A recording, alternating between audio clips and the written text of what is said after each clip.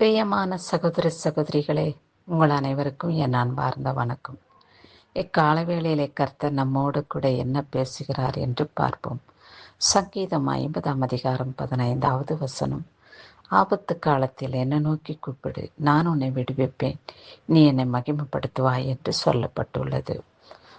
ஆபத்து நேரிடும் காலங்களிலே நாம் மனிதர்களை நாடி ஓடி தேடி அவர்கள் நமக்கு உதவி செய்ய மாட்டார்களா?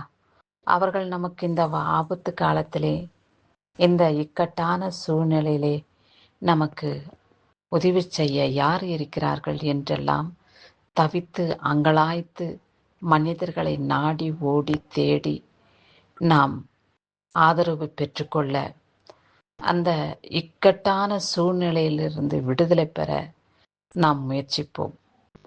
ஆனால் நம் முயற்சிகள் எல்லாம் வீணாய் போய்விடும்.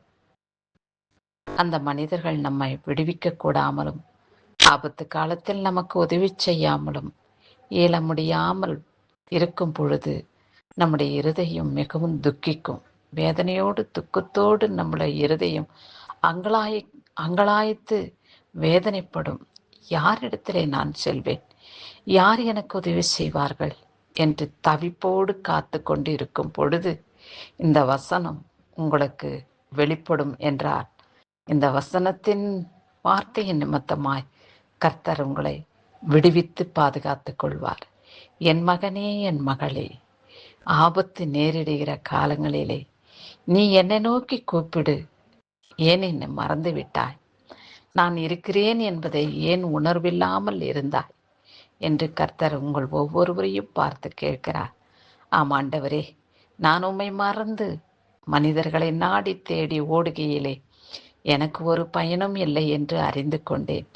இப்பொழுது நீர் என்னை கை தூக்கி எடுத்து இந்த இக்கட்டான சூழ்நிலையிலிருந்து எனக்கு விடுதலை செய்யும்.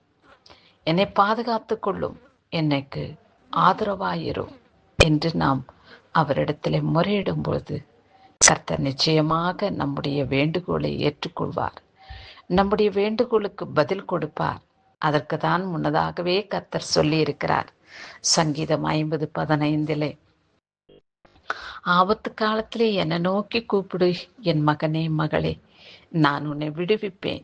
எப்பேற்பட்ட சோதனை, வேதனை, இக்கட்டான சூழ்நிலை, மரண தவிப்பு இருக்கும் என்றாலும் கூட நான் உன்னை விடுவிக்க வல்லவராய் இருக்கிறேன்.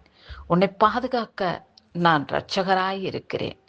என்னை நோக்கி கூப்பிடும் பொழுது நான் உன்னை விடுவிப்பேன், நீ என்னை மகிமைப்படுத்துவாய் என்று சொன்ன வார்த்தை நிச்சயமாகவே நம்முடைய வாழ்க்கையிலே நடைமுறைக்கு வரும் என்பதை மறந்து விடாதீர்கள்.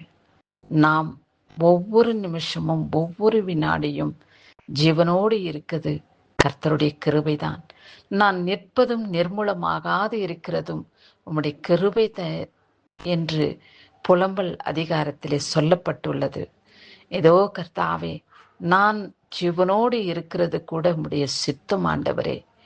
நான் என்னுடைய தவிப்பு, என்னுடைய வேதனை, என்னுடைய துக்கம், என்னுடைய வியாதி, என் வியாகுலம் இப்படியாய் இருக்கையிலே நான் எப்பொழுதும் மறைந்து இருப்பேன், மண்ணுக்குள் போயிருப்பேன். ஆனால் நீரோ உம்முடைய கிருபையினாலே என்னை ரட்சித்து, என்னை பாதுகாத்து, என்னை அரவணைத்து, எனக்கு ஜீவனையும் கொடுத்து, வாழ்வதற்கான வாழ்வாதாரத்தையும் வெளிப்படுத்தி இம்மட்டும் என்னை பாதுகாத்து கொண்டீரையா என்று நாம் அவருக்கு நன்றி செலுத்தக்கூடியவர்களாக நிலைத்திருப்போம். அது மாத்திரமல்ல, நன்றி செலுத்துகிறது மாத்திரமல்ல, பிறருக்கு நாம் சாட்சியாய் நிலைத்திருக்க வேண்டும்.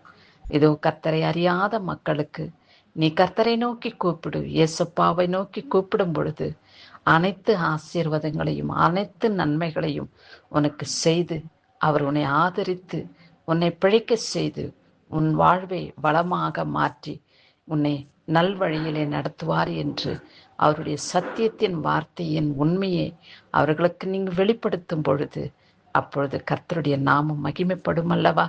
இந்நாளிலே பிறந்த நாளையும் திருமண நாளையும் காண்கின்றவர்களை கர்த்தர் ஒவ்வொருவரையும் ஆசீர்வதித்து காத்துக் கொள்வாராக. அவர் மகிமுள்ள கரம் உங்களை பிடித்து வழிநடத்தும், உங்களை பாதுகாக்கும், உங்களை அரவணைக்கும், உங்களை ஆசீர்வதிக்கவே ஆசீர்வதித்து காத்து ரட்சித்துக் கொள்வார் என்பதை நீங்கள் உணர்ந்து அவருக்கு நன்றி உள்ளவர்களாக எப்பொழுதும் வாழ்வீர்களா? ஆமாம், நாம் அவருக்கு நன்றி உள்ளவர்களாய் வாழும்பொழுது புதிய ஆசீர்வாதத்தையும் புதிய ஜீவனையும் புதிய கிருபையும் எசப்பாவினிடத்திலிருந்து நாம் பெற்றுக்கொள்வோம். இந்த வேண்டுகோளை ஏற்றுக்கொண்ட எசப்பாவுக்கு நன்றி செலுத்தி வாழ்நாள் முழுவதும் அவருக்கு சாட்சியாய் இந்த பூமியிலே வாழ்ந்திட கர்த்தர் கிருபை பாராட்டுவாராக. ஆமேன்.